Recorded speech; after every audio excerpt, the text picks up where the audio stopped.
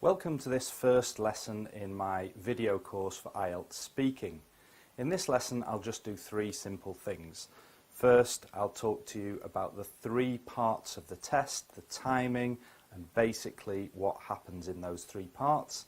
Then I'll look at the scoring system that examiners use, how they score you, how they give you your band.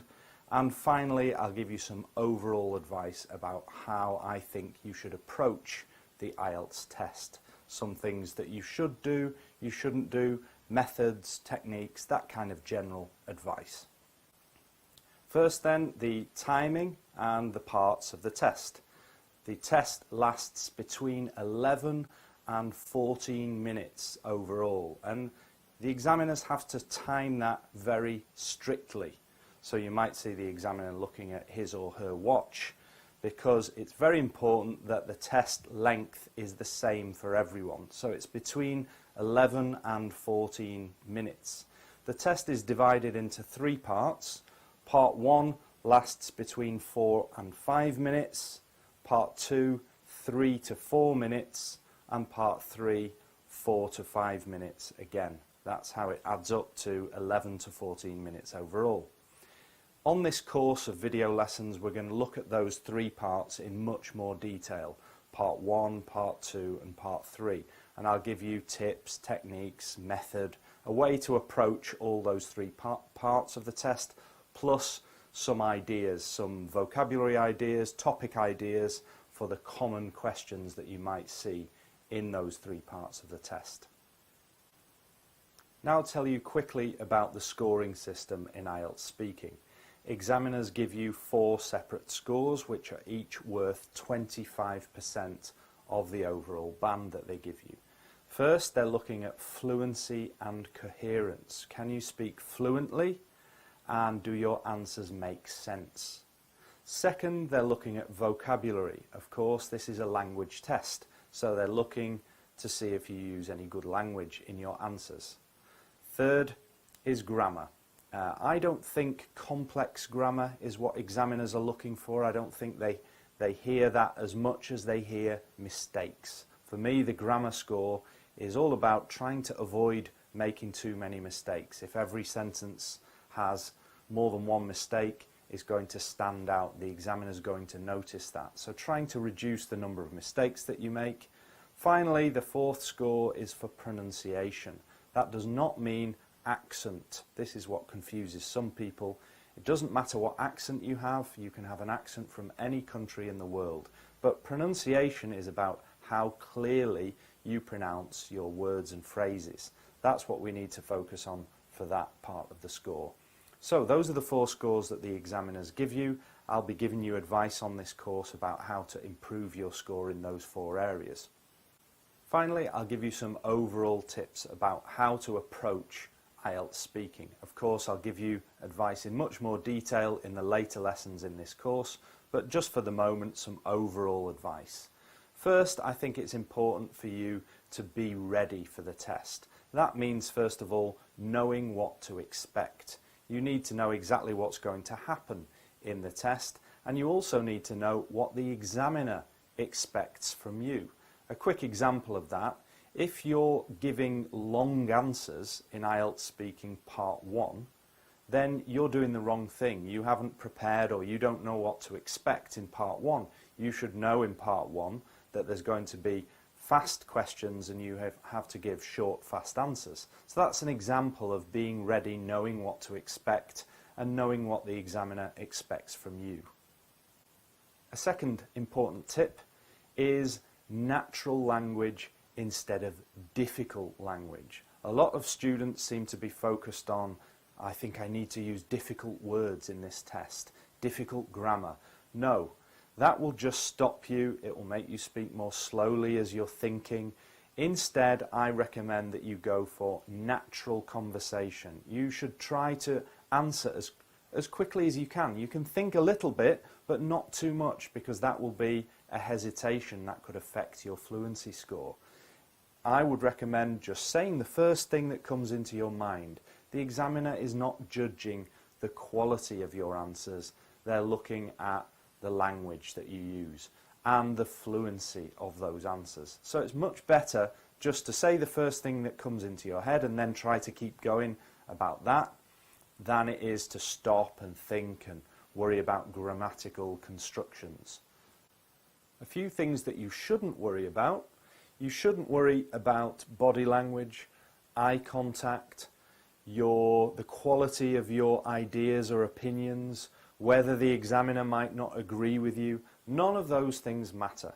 It's not an exam that's testing your body language, your eye contact, or your presentation skills. Not at all. Also, you don't need to worry about the examiner's body language, eye contact, or friendliness. Some examiners are very friendly, others aren't. Sometimes the examiners who seem unfriendly actually surprise you with a good score. Finally, the last two most important things, tips, pieces of advice for me to give you in this lesson are about what I'm trying to do on this course for IELTS speaking. The two things that I think I can help you with. One, having a method. If I can give you a method, an approach for the three parts of the test and the different types of question, then you'll be ready. You'll know what to do in each part and you'll go into the exam feeling confident. So the first thing I can do is to give you a method or methods for the three parts of the test. The second thing I can help you with is preparing topics and common questions.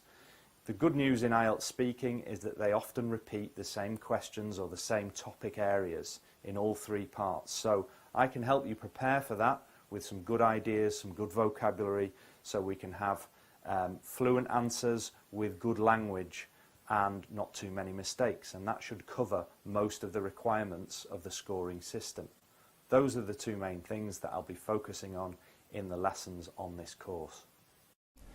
IELTS Speaking Lesson 2. In this lesson we're going to look at Part 1 of the speaking test. So what do you need to know about IELTS Speaking Part 1? First, the time. It lasts 4 to 5 minutes and the examiner has to control that time very strictly. So don't worry if you see the examiner looking at his or her watch. That's normal. How many questions are there? Well, usually 10 or 11 questions, and the examiner must ask all of those 10 or 11 questions within the 4 to 5 minutes. So they're going to be quite short, fast, easy questions. 3 topic areas will be covered in those 10 or 11 questions. The examiner will start with 2 or 3 questions about your work or your studies or where you live, and then they will move on to 4 questions about one short topic and another 4 questions about a second mini topic. So 2 or 3 introduction questions, then 4 on one topic, 4 on another. That's how it adds up to 10 or 11 questions. And this part of the test is supposed to be easy. I'll say more about that in a moment. Some things to remember about IELTS Speaking Part 1. First, I think your aim should be to try to show your fluency in this part of the test. I think that's the key in Speaking Part 1. Don't stop and think too much. That will be called a hesitation, and a hesitation is when your fluency stops. You stop and you're saying or you're not sure what to say, probably because you're thinking about vocabulary or grammar. My advice is don't worry about vocabulary or grammar in this part of the test. Of course, we don't want to make grammar mistakes, but my point is don't try to show off your best language. You don't need difficult vocabulary or complex grammar in this part of the test. It won't help you. Try to focus on fluency. So just say the first thing that comes into your head. Answer as quickly as you can, and don't worry about the quality of your ideas. Just say something. So it's an easy warm-up. That's how I consider Part 1 of the speaking test. It should be easy. You're not expected to show off with your best language in this part of the test. It's just like a warm-up to get you started.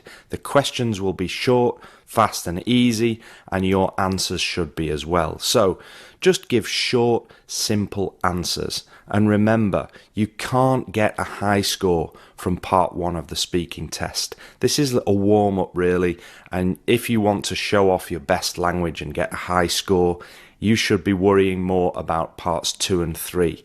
Just get through part 1 with short, simple answers without too many hesitations, and then we can worry about language when we study parts 2 and 3. What's the best technique for IELTS speaking part 1? It's easy. Answer the question, then give a reason. So it's 1, maybe 2 sentences, that's all. Give short, simple answers, but use full sentences. Never just give a one-word answer or a short phrase. Try to answer with a full sentence.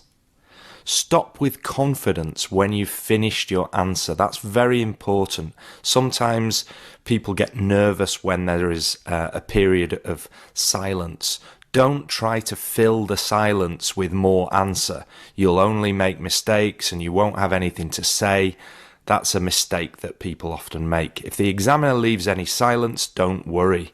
Don't keep talking. Just smile at the examiner if necessary, as if to show, I've finished my answer, I'm ready for the next question. So stopping with confidence is a good skill to practice. Let's look next at topics for IELTS speaking part 1. A warning now, especially if you haven't done IELTS speaking before, the topics in part 1 can often seem childish. They seem like the kind of questions that you might ask a small child. For example, what's your favourite colour? Now this isn't an academic question at all, is it? But that's a real question from IELTS speaking part 1. Don't be worried or don't panic if you get a question like this in your test. Just follow the technique, give an answer and a reason, and you'll be fine. So here's my example answer. My favourite colour is blue because it's the colour of the sky on a nice day. I give a direct answer in a full sentence and I give a reason. So don't be worried about these strange childish topics. Just prepare for them and be ready for them and follow the technique. A good way to prepare for these strange topics that you might ask children is to practice do you like questions. For example, test yourself. Can you answer this question quickly? Do you like games? So say yes, I like games because, or no, I don't really like games because. Practice answering that. Another example, do you like walking? That was a real exam question in IELTS speaking. Do you like gardens? Some people were surprised by that question in their test, but just follow the technique. Even if you've never thought about this before, yes, I like gardens because they're nice places to relax. I like nature. I like being surrounded by plants and flowers. Anything like that is fine. Another example, do you like flowers? That was a real question. What would you say if you had that question in your test? Simple answer, give a reason. Final example, do you like dancing? So practice these do you like questions. Test yourself. Can you answer them quickly? And remember, you can give negative answers. You can say, no, I've never been much of a dancer. I don't really like dancing, but I understand that other people do because it seems like fun. Now let's do a full example of a speaking part 1 section with all 10 or 11 questions and 3 topic areas covered. So the first of those 3 topic areas is the short introduction, 2 or 3 introduction questions. And the most common of these introduction questions is this one. Do you work or are you a student? Short, simple answer. For example, I'm a qualified doctor, but at the moment I'm studying English. So you can tell the truth. If you work and study, just say that, it's fine. And then another introduction question following on from that. Do you enjoy your job or studies? Yes, I love working as a doctor because I like helping people, but I'm not enjoying studying English so much. And third question, would you like to get a different job in the future? No, I'm really happy with the career that I've chosen, so I have no plans to change jobs. So you've seen I've given those short, simple answers, sometimes with a reason, sometimes with a bit of extra information. Full sentences, and stop at the end confidently. That answer is finished. After those 3 introduction questions, we go on to 4 questions about one small topic area. And the examiner will say something like this, for example, let's talk about sport. Now let's talk about sport. So the examiner is introducing this mini topic of sport, and you'll get probably 4 questions about it. Now I'm going to put these questions on the video on the screen now, and you'll see them one by one. I'm not going to answer them. You can stop the video, pause the video, and try to answer. That would be a good way to practice. See if you can answer these questions by pausing the video and speaking aloud. You can check my sample answers on the worksheet attached next to this video. So here we go with the 4 questions about sport. Do you like sport? Do you think it's better to watch sports or play them yourself? Why do you think some sports are so popular?